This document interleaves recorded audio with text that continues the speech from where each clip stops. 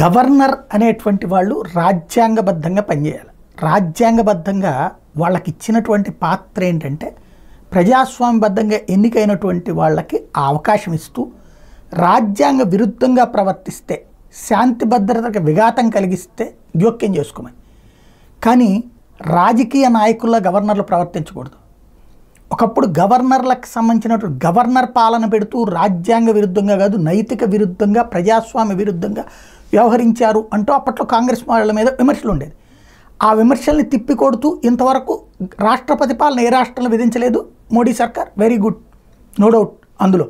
కానీ సమస్య ఎక్కడ వస్తుందంటే అలాగ ఒక్కసారి రద్దు చేసేస్తే ప్రజలు తీర్పు అవుతుంది, తర్వాత 4 రోజులు పోయాక తేలుతుంది. అలా కాకుండా రోజు పక్కలో బల్లెల్లా గవర్నర్లు వ్యవహరిస్తే ఎట్లుంటుంది? అప్పట్లో కేసీఆర్కి తమిళసై ఎలా వ్యవహరించిందో ఇప్పుడు బెంగాల్లో గవర్నర్ కథ అట్లాగే నడుస్తుంది. తాజాగా ఇద్దరు కొత్తగా గెలిచారు, ప్రజల చేత ఎన్నికైనటువంటి వాళ్ళు. వాళ్ళని ప్రమాణ స్వీకారం చేయించడం కోసం అసెంబ్లీ పెడతానంటే పర్మిషన్ ఇవ్వకపోవడం ఏంటి?